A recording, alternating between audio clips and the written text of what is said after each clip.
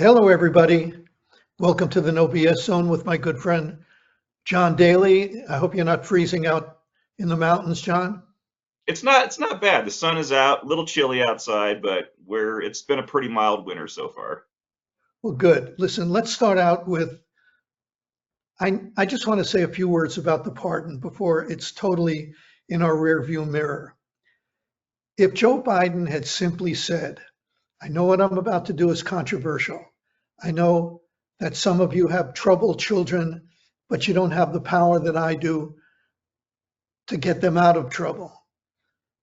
But Hunter is my son, and I love my son, and I'm going to pardon him. I don't expect you to appreciate that, but I hope you understand, and I'm going to do it. I'm sorry if you don't understand. You know what? I would have said fine. Other presidents have pardoned people also that shouldn't have been pardoned, arguably, or had done things that didn't warrant mercy. But he didn't do that, John. He lied to us repeatedly. He said he wouldn't do it, and he did it. He said nobody is above the law, but what he really meant was the former president, wasn't above the law, that Donald Trump wasn't above the law. That's what he really meant. He said, I say this is the word of a Biden. What the hell does that mean? It means nothing. So what is his legacy? His legacy is that he helped elect Donald Trump and that he pardoned his son. It's a pathetic ending to a lackluster 4 years. Let me just read one thing that Bret Stephens in the New York Times said. He said, Biden's entire presidency was supposed to be about restoring decency and law abidings to the White House after 4 years of Trump. Now he's abused his presidential power on behalf of his repugnant son after spending the better part of a year lying to the American people by saying there would be no pardon. That's what people are going to remember. That's what they're going to remember. Not that he pardoned his son, but that he lied to the American people about it repeatedly. Yeah, I mostly agree with that. I think, and you're right, it was made worse by its dishonesty. I think just the practice itself was bad. I think you're probably a little bit more sympathetic to the practice itself, but just didn't like how he went about it. Um, I think were you surprised at all that he did this, Bernie? No, Yeah, and neither. neither was anybody else. No, I was gonna say there were some people I saw that did seem sort of taken back by it, but I mean, you and I, and actually, I believe we've talked about this before on the website. I think we all kind of recognized it was going to happen after the election. Once it couldn't be used as a political tool. But yeah, I'm not surprised, and yeah, it's really the dishonesty part of it that I think really bugs me. I mean, other people have pardoned family members. Trump did it last term. It was an in-law, a little different. Clinton did it. Others did it. Lots of corrupt people, murderers have been issued pardons, and not so much in a because they were put away unjustly. We've had, I think Trump did some people who actually committed war crimes, unless so it's happened a lot. It's a little different because it's his son, but yeah, I do think it's a bad practice made worse by how he went about it. What it does, John, in the broad implications of what he did, is it feeds into the cynicism Americans already have over politics and over politicians. They say one thing and they do something else. That that's what he contributed to. And again, it wouldn't have been as bad, but he just fancied himself as above all of that. It's the sanctimony that bothers me also. He fancied himself as, well, I'm not like Donald Trump. I'm better than that. I say things as a Biden and I mean them. It was all garbage. It was just cynical. Do you think this gives? I've seen this argument out there. Do you think this gives Donald Trump some rhetorical cover? He's been talking about pardoning January 6th criminals for a while now. There's the idea that he actually ran to pardon himself. Do you think this kind of allows him to maybe escape some criticism, or better rationalize how he's going to use pardon power? Unfortunately, I think there's something to that. Uh, on the January 6th possible pardons. That would be reprehensible. Let me just get that out of the way briefly. Would it give his critics, would it take away ammunition from his critics? They're going to criticize him anyway, no matter what he does.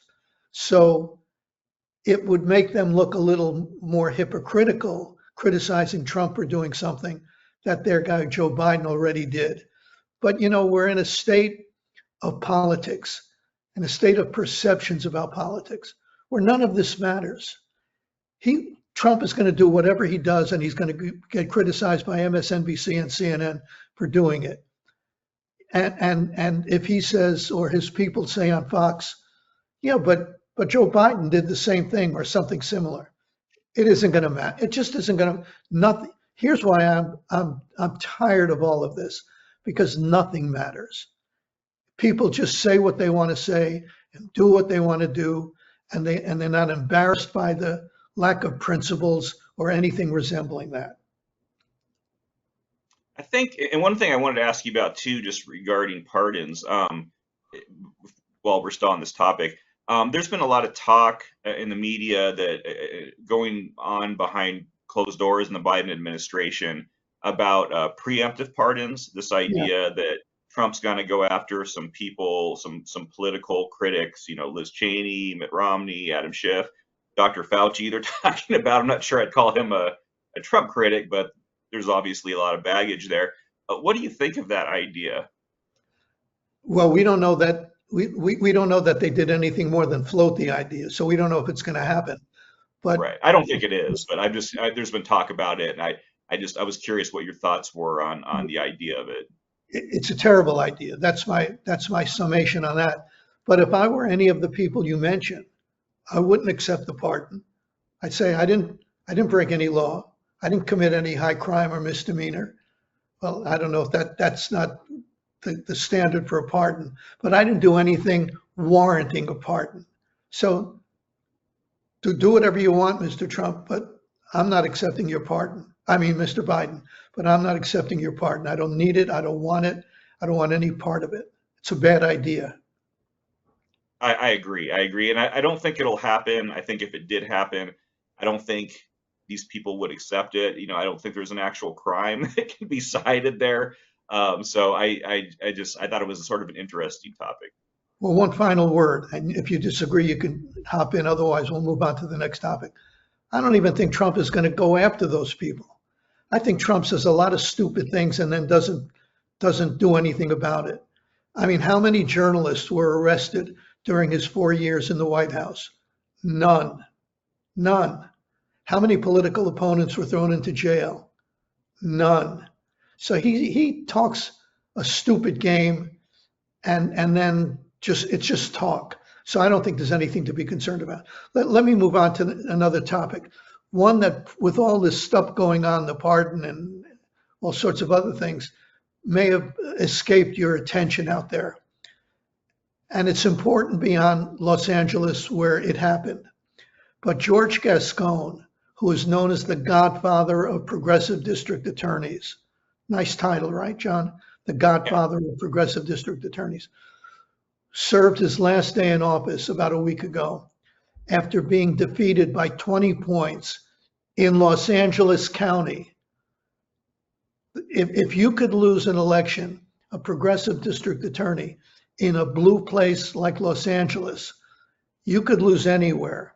The same thing happened about a year ago in San Francisco when they recalled the progressive DA in that city, and progressives have lost elections in Oakland counties, in Oakland counties, Alameda County, and in Seattle and Portland. None of those places are conservative strongholds. They're all very blue places.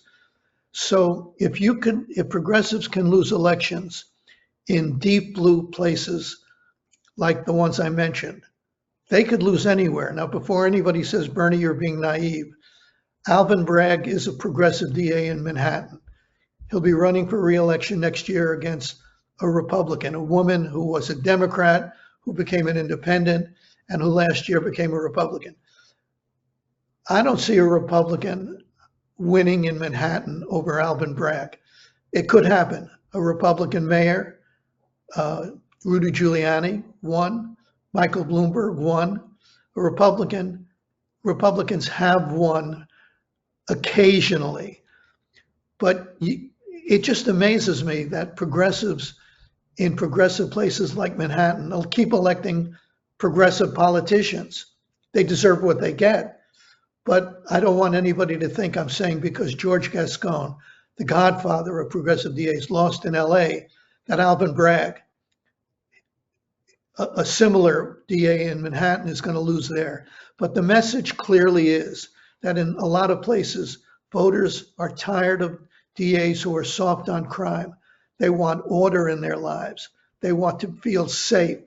And if they don't, in some places, they're going to elect out or not elect a progressive district attorney. Yeah, you called this guy out a long time ago, Bernie. You have a piece that's coming out here, but you've written about George Gascón in the past, and I think you're right. I don't think you're naive to think that people have had enough. I think every city has had its breaking point, and we've had, I think there was probably a time when people couldn't imagine someone like Rudy Giuliani being, voted, becoming mayor in New York City, but it did happen, and I think there is something to the pendulum, swinging back and forth. There's just a point where people are not going to go any further with these idealistic approaches that just produce really bad results. Yeah, one of the things Gascón did, and other mayors and other officials think is the way to go, is he downgraded certain crimes like prostitution, sleeping out on the street, just a whole list of things, stealing, certain things. He just said, these aren't worth prosecutions. There are too many people in prison already. But that affected the quality of life of ordinary citizens in those places. And it created disorder in those places. And you said something very important, John. At some point, people they say have had enough. Now, whether they've had enough in Philadelphia with Krasner, the DA, or in Manhattan with Bragg, the DA, whether they've had enough with progressive mayors in Chicago, places like that. I don't know. Don't ever underestimate the power of progressives to do stupid things that hurt their own best interests. Understood. I think I agree. Okay, let's move on to the third topic. MSNBC's ratings after the election dropped 52%. 52%. They lost more than half their audience. CNN's dropped 46%. And I'm thinking, what the heck is going on here? These are places where you can reliably go to hear how bad the orange man is. These are places you can go to get your fix of Trump is bad and all that. Why did they leave? And I came up with a theory, and I'm going to just throw it out because I want to hear your take on it. They got tired of hearing the same song and dance over and over again. It's like a rerun of an old TV show. I mean, you may watch a rerun for a while, but a rerun that you lost interest in years ago, you're not going to tune in to watch again. And I don't have too much of another explanation except that they may come back. I want to make that very clear. They may have left in the immediate aftermath of Trump's election out of some kind of whatever gut reaction, visceral reaction, and they may come back next week. But I'm interested in your take on why would they leave two cable channels that are reliably saying the kinds of things they would want to hear? So I actually disagree with your theory. Good. So this is actually something, and I've talked to people at Fox about this. Chris Dyer at Walt has talked about it quite a bit. This actually happens. This maybe not quite to this degree, but this sort of thing happens after every presidential election. I'm aware of that. I'm aware. Cable news ratings tank, just for everybody else. Cable news ratings tanked for a couple months for the losing side because the audiences are upset and they just kind of want to tune out for a while. They're demoralized. They do within a few months start coming back. It happened with Fox in 2012 when Mitt Romney lost. Their ratings tanked. A lot of people freaked out at the time, but things came back. 2020 as well. Some people remember that in 2020, if you kind of read some of the stories that were going on behind the scenes, Fox was really freaking out over losing a bunch of viewers to Newsmax. Oh, And yeah, that was yeah. because, yeah, Fox was telling the truth. The reason was the Fox was telling the truth. It was, there's a lot of stuff going on backstage, but they were the first to call about Trump, losing the election.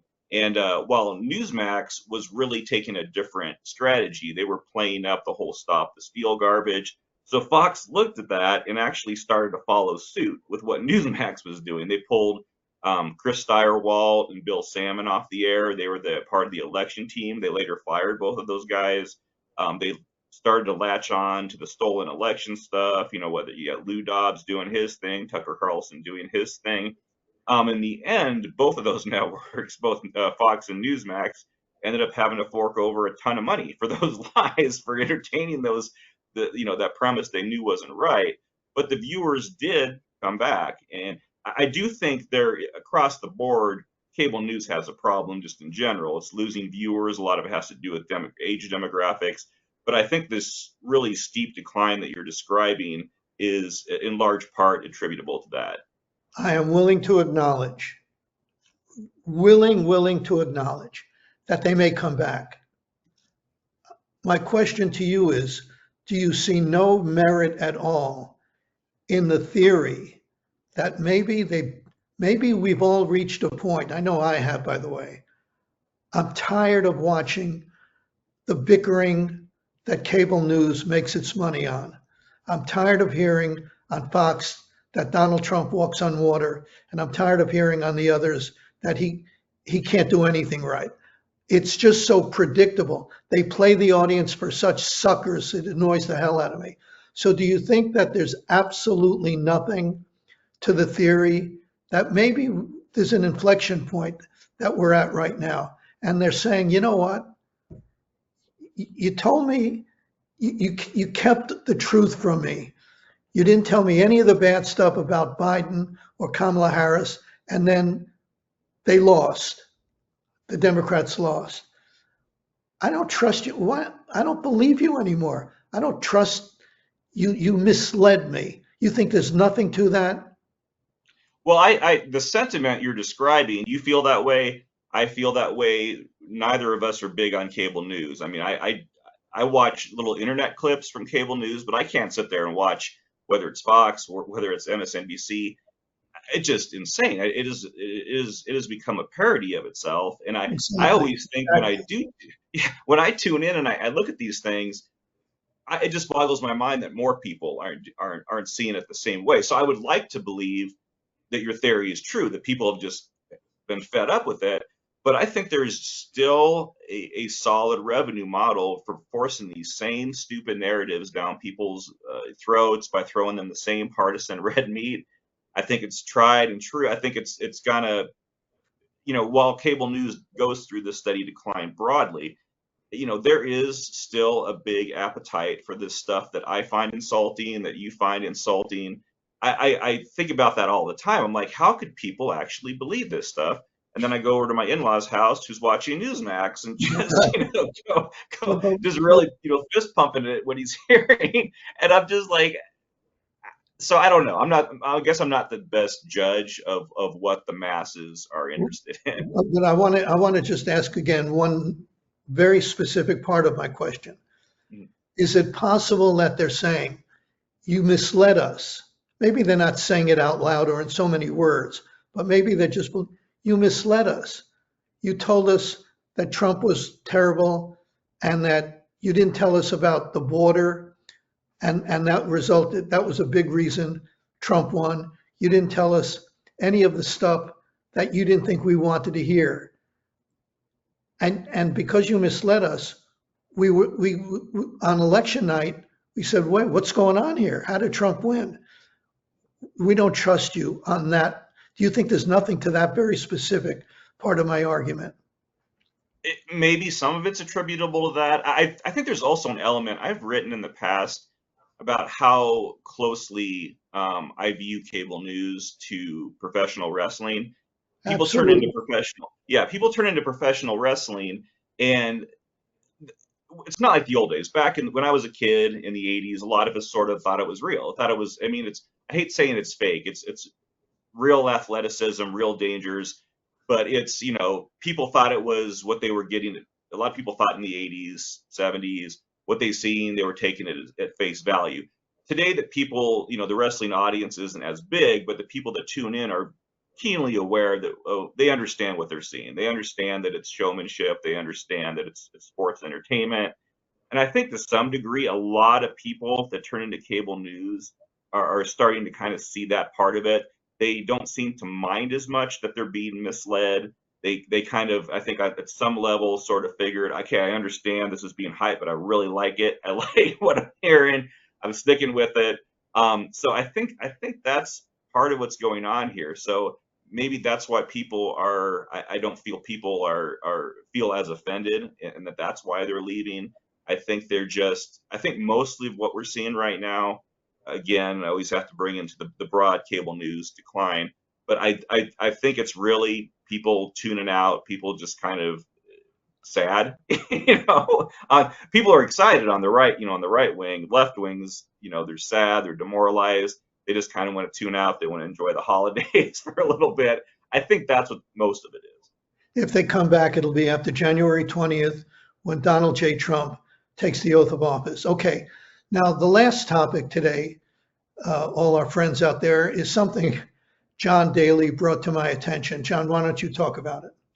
Sure, sure. So I didn't want to get your take on this, Bernie, but I'll describe what I have in my head here. So Fox Nation, some of our subscribers and viewers know what it is, but it's sort of the online streaming side of Fox News. Is sort of a subscription service, which includes commentary shows, documentaries, and live reporting. It's the hosts of these shows are the same people that in most cases, that you'll see over on the Fox News mothership, but it's pretty tightly knit with the main network. But they hosted an award show last week called the Patriot of the Year Awards. It's an annual thing, I guess, in which they gave one of the Patriot of the Year awards to Donald Trump. And Fox News framed the story on their website. They call it "The Incoming President Was Honored Alongside Other Heroes." And Bernie, I guess my question to you, my first one anyway, as a journalist, how do you feel about what I think is still considered a news organization, Fox Nation, about them coming up with sort of these, fan service, "You're Awesome" awards for the political leaders that they're covering? Yeah, two-part answer. The first part is real easy. This is ridiculous. You can't give an award to somebody, especially an incoming president of the United States, but to anybody that you're going to cover for 4 years. You can't do it. Well, how do you give the person the award on a Monday and then a month later you say, well, he did something that was really bad and we're going to point that out to the audience? Well, what does that say about why'd you give him the award if he's so great? It isn't even worth a discussion, the first part. It is just, there's no way to endorse it or to describe that it would be an ethical thing to do. No way, zero. And I'm saying that having been a journalist for a long, long time. But the second part, I'd like to get your take on. In a way, it doesn't matter. And it doesn't matter because Donald Trump could set a nuclear bomb off in downtown Cleveland. He's not going to do that. I'm just saying that to make a point. And Fox isn't going to criticize him for that anyway. So it doesn't matter if they give him a Patriots Award or not. They're not going to criticize him no matter what he does. Nothing's going to change whether they gave him the award or didn't give him the award. No, I mean it's follow my logic in this.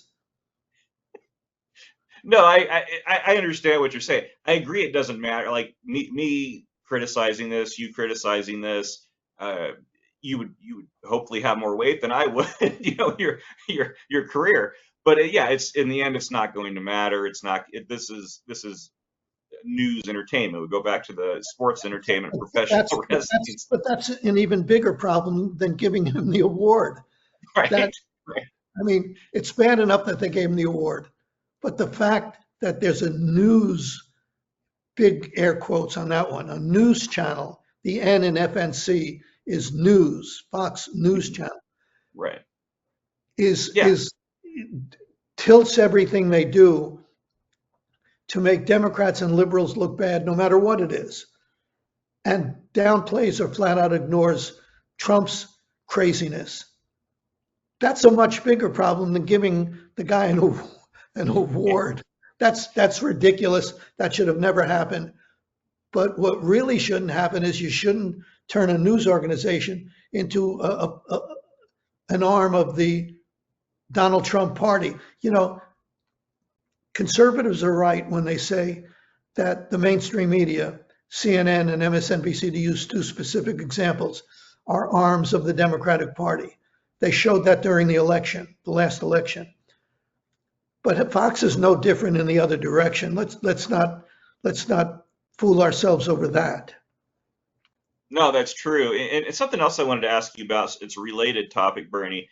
It has to do with the right-wing media, but the word patriot, and I think this got me thinking, seeing this Patriot of the Year awards about some other things that kind of annoy me. But the word patriot, it gets tossed around so freely these days, especially I think on the right side of the media, that I think it too has almost become parody. For example, I'll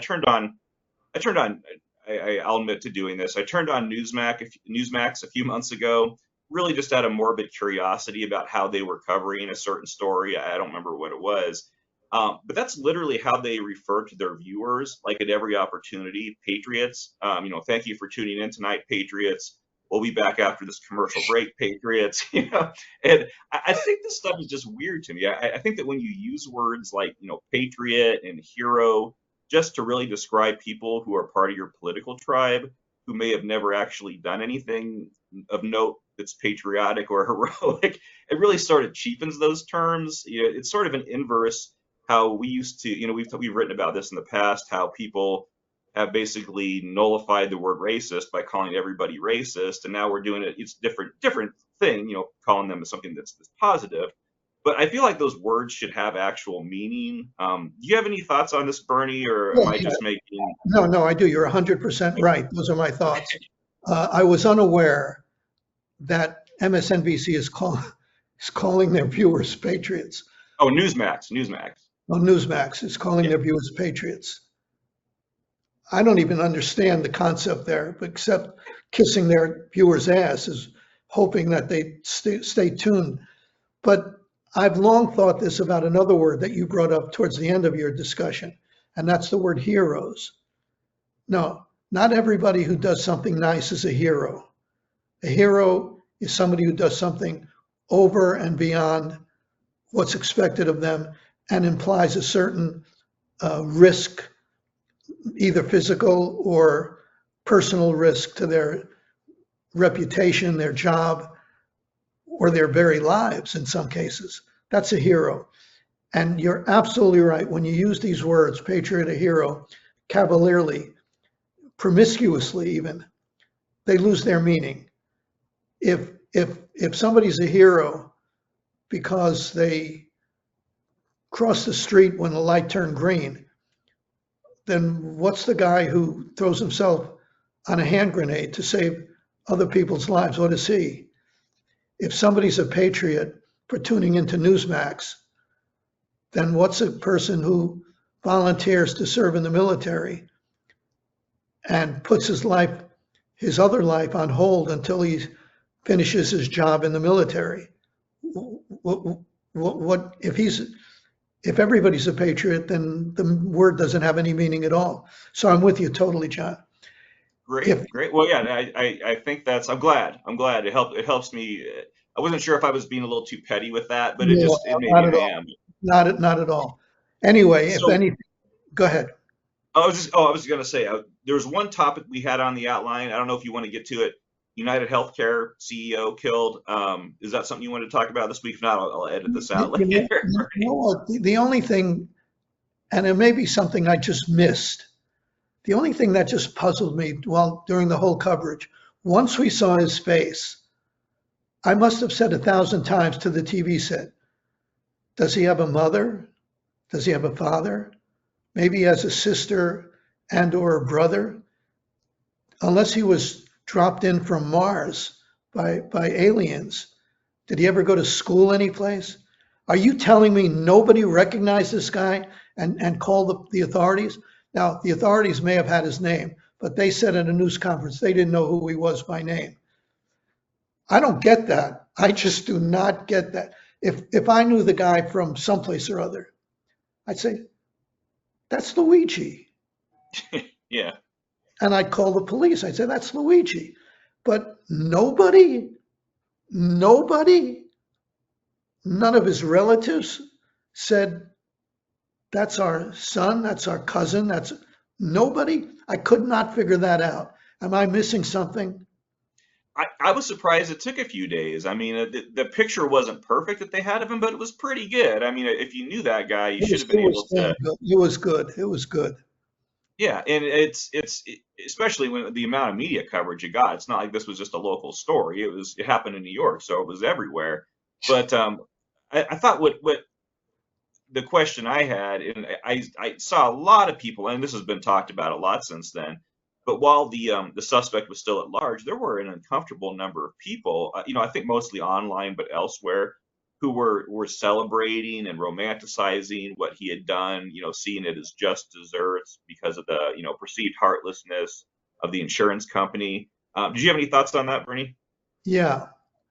In a country of 330 million people, give or take, you're going to have some people who are not decent people. I'm not, don't take this as an endorsement of what the insurance companies often do, which is to say no and then try to tire you out and not have to pay a claim. I'm not endorsing what insurance companies do or sometimes do. But in a big country, you're going to get some people who say stuff like that. And it's disappointing, isn't the right word. It's way beyond disappointing. It is disgraceful. But I'm not shocked. I'm not shocked at all.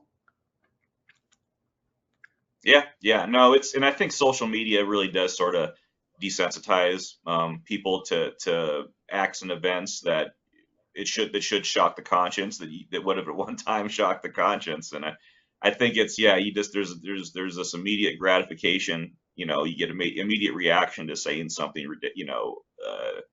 shocking, and I think some people are sort of addicted to it. Anyway, on Saturday, I have a column about George Gascón, a short take on George Gascón. And tomorrow, Thursday, I have a column on Juan Soto's $765 million contract. And well, let me put it, I don't want to give too much away. So let me say this. Can you name any other profession other than baseball where you can fail 70% of the time and be considered a roaring success? A politician. All right. See you guys soon. Bye-bye. Bye.